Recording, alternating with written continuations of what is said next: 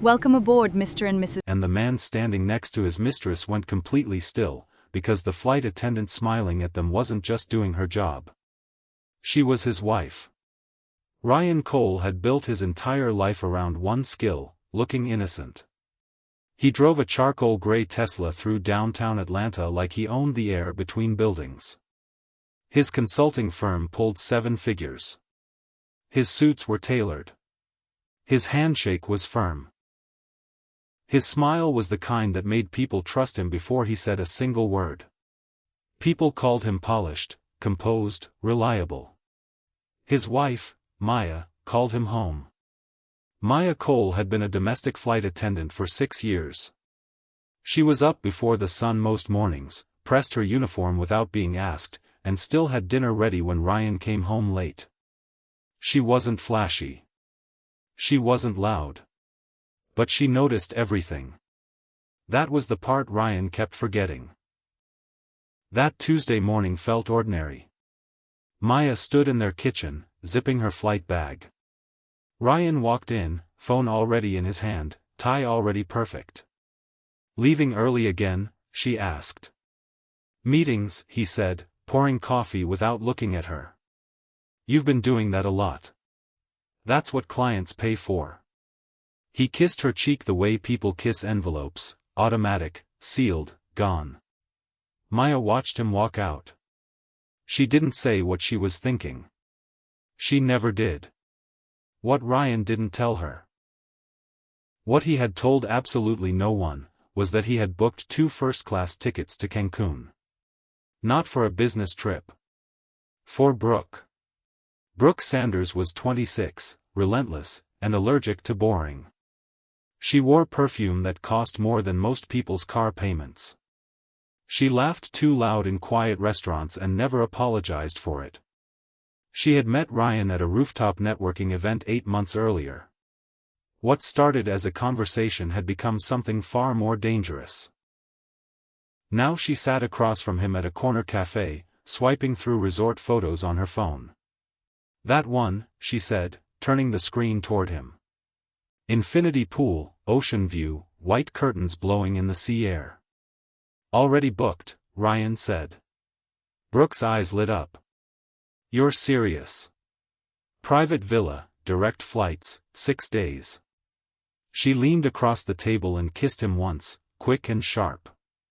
"And Maya thinks conference in Houston." He didn't flinch. Brooke laughed. "You're actually terrible." "She won't check." Brooke tilted her head. "She never does." Ryan slid 2 boarding passes across the table. Brooke looked down. Her smile stretched slowly across her face. Departure Friday. Destination Cancún International. Neither of them spoke about what happened if anyone found out. Some risks feel too far away to be real. Across the city, Maya Cole was getting news that would change everything, and she didn't know it yet. Her supervisor called her into the office that Wednesday afternoon. Maya sat across from the desk, hands folded, expecting a schedule update. "We're moving you to international routes," her supervisor said. Maya blinked. "International. Your performance reviews are the best on the team. We want you leading first-class cabin service on long-haul flights." Maya felt the words land one by one, like stones dropping into still water.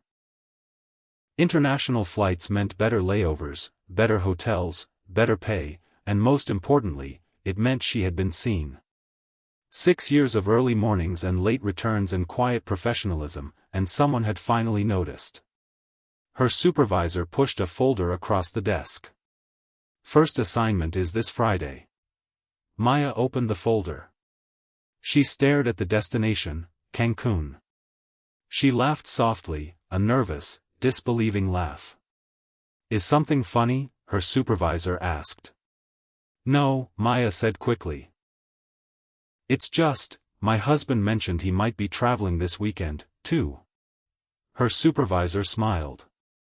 Small world. Maya closed the folder. She thought about calling Ryan right then, surprising him with the news, but something stopped her, a small, quiet instinct she couldn't explain. "I'll tell him when I get back." She didn't realize she would see him much sooner. Friday arrived fast. Ryan and Brooke moved through the airport like they belonged in a magazine. He wore dark jeans and a fitted gray jacket. She wore a cream linen set and oversized sunglasses. A porter handled their luggage. The priority check-in line was empty. "I love airports," Brooke said, linking her arm through his. "Why?" "Because nobody knows who you are yet." Ryan smiled. That should have felt like a warning. Inside the first-class lounge, they ordered drinks. Brooke flipped through her phone, pulling up the resort's website. Ryan leaned back, feeling the particular satisfaction of a man who believed he had outrun something. The boarding announcement came 20 minutes later. Flight 614 to Cancún now boarding, first class and priority passengers. Brooke stood immediately. "Let's go." They walked to the gate, passports ready, boarding passes scanned. The jetway was quiet and carpeted and cool. Ryan could already feel the salt air he was imagining. He stepped through the aircraft door, and everything stopped. She was standing right there. Maya, uniform pressed sharp, hair pinned clean, posture straight, smile warm. She was greeting passengers as they boarded, voice smooth and professional the way she always was at work. Ryan's entire body locked. His foot actually stopped moving. A passenger behind him bumped his shoulder and kept walking. Ryan barely registered it. Brooke leaned close. "Why did you stop?" He couldn't answer. Brooke followed his stare toward the front of the cabin. "Which one?" she whispered. Ryan barely moved his jaw. "The one at the door." Brooke's grip tightened on his arm. "That's your wife. She doesn't fly international." His voice came out like something cracked. "She never has." Brooke straightened slowly. "Well, she clearly does now." The boarding line kept moving. The gap between them and the door shrank. 10 feet, 7. Ryan told himself she might not see them. Told himself she was busy. Told himself there were 30 other passengers and she couldn't possibly. Maya looked up. Her eyes found his instantly. 1 second, that was all it took. Recognition moved across her face like a current under still water, invisible to anyone watching, deafening to Ryan. She saw him. She saw Brooke's hand on his arm. She saw the matching carry-ons. She understood everything in the time it takes to blink. Then, and this was the part that broke him, she smiled. Not a pained smile, not a crumbling smile. A professional one. "Welcome aboard. Please make your way to seats 3A and 3B." Ryan walked past his own wife without saying a word. The first-class cabin was designed to make people feel untouchable. It didn't work tonight. Ryan dropped into seat 3A and stared straight ahead. The leather was soft. The lighting was gold. None of it registered. Brooke buckled in slowly beside him. "She recognized us." "Yes." She didn't say anything else. "No." Brooke turned toward him, her voice dropping. "Ryan, that's not a good sign. She's working. She won't cause a scene." "I'm not worried about a scene."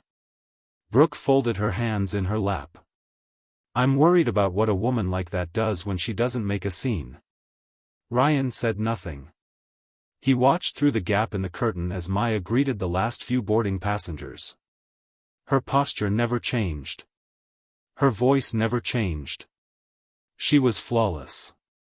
That frightened him more than anything.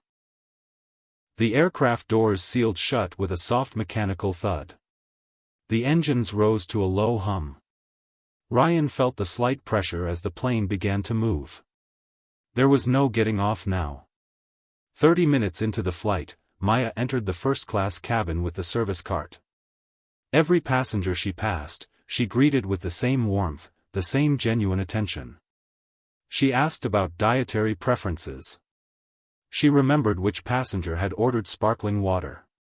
She was extraordinary at her job. Ryan watched from behind his screen, pretending to scroll through movies. Brooke leaned over. She's getting closer. I see her. Don't do anything weird. I'm not going to do anything. Maya reached their row.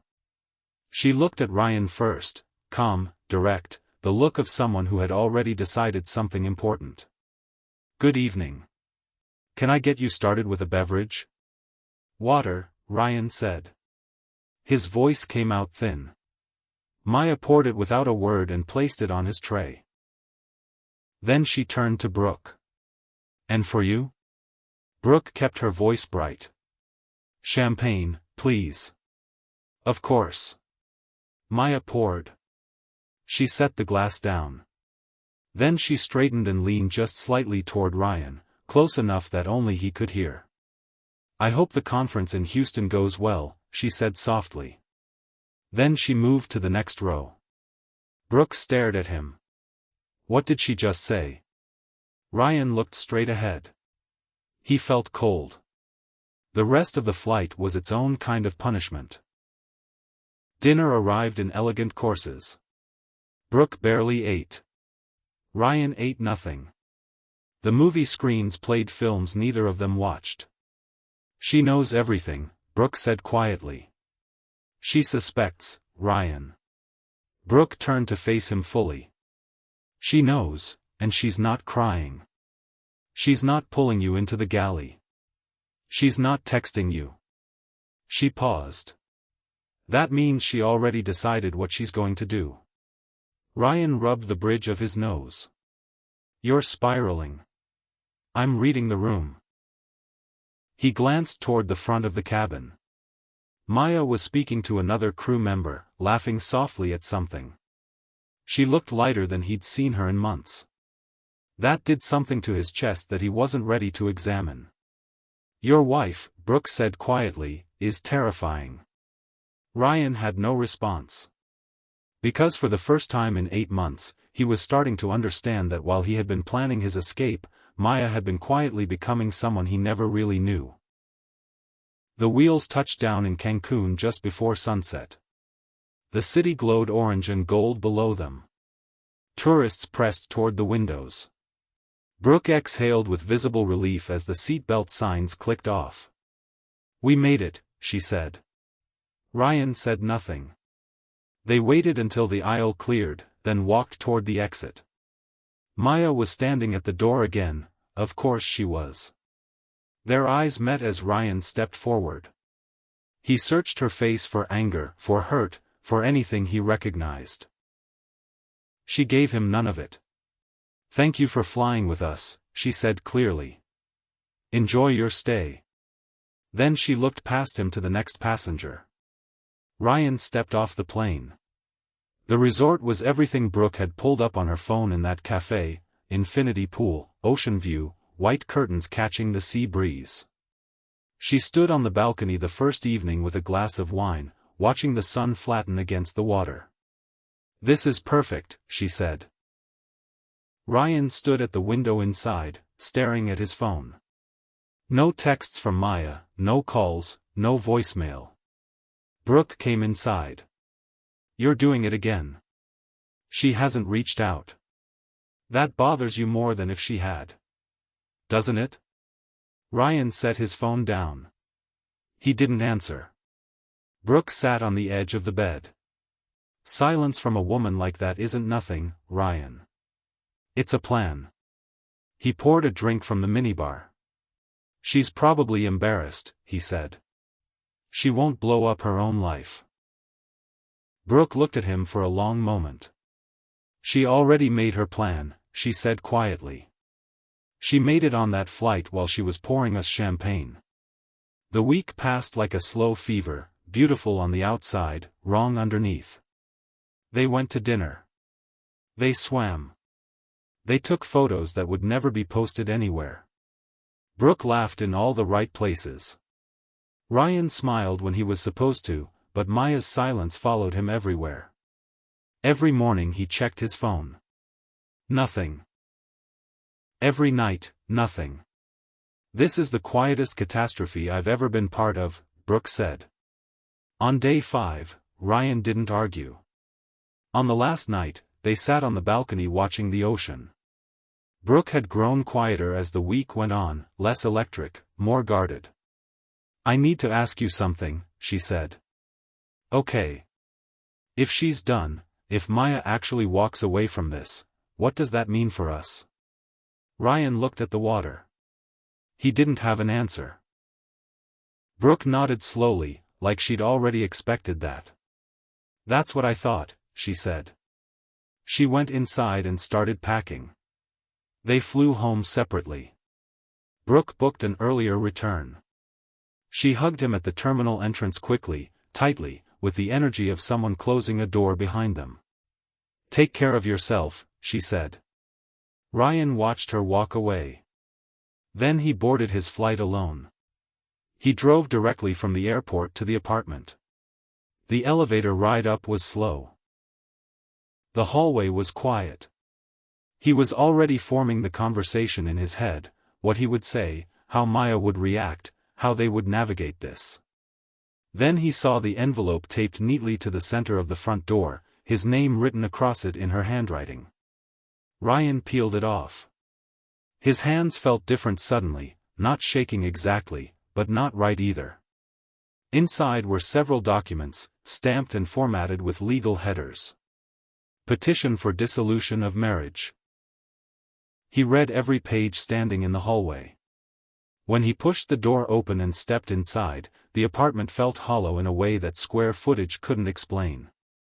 He moved through each room slowly. The bookshelves had gaps where her things used to be.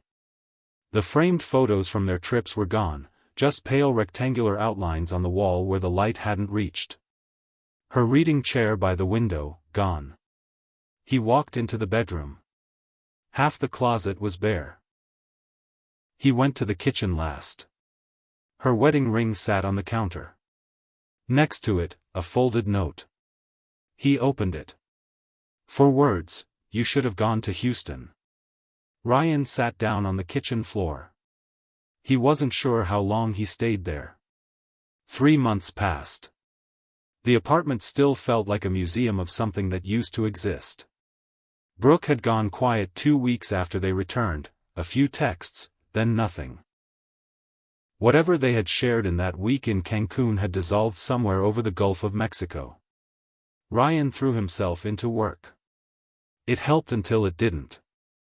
One Thursday evening, he sat in the back of a rideshare stuck in Atlanta traffic, rain on the windows, music too low to identify. He was staring at nothing when the car stopped at a red light. He glanced up at the digital billboard above the intersection, and his breath left his body. Maya, full-size, professionally lit, standing in an aircraft cabin in a redesigned international crew uniform, one hand resting on a headrest, looking directly into the camera. She looked the way she had the night she boarded in that airport, composed, certain, untouchable. The billboard read, *Sky First. Experience the difference, *. She was the face of the airline's new international campaign. The light changed. The car moved. Ryan kept staring until the billboard disappeared behind the next building. The driver noticed his silence. "You know her?" Ryan didn't answer right away. He thought about the morning she stood in their kitchen zipping her flight bag while he poured coffee without looking at her. He thought about the note on the counter. He thought about the way she had smiled at him at the aircraft door. Not with hurt, not with anger, but with the quiet certainty of someone who had already chosen something better. "Yeah," he finally said. The car kept moving. "I used to." He had boarded that plane believing he was getting away with something. He didn't understand until that moment what the flight had actually done. It hadn't taken him to a vacation. It had carried Maya somewhere he would never reach, somewhere she was already standing, composed and bright and free. And she had smiled at him the whole way there.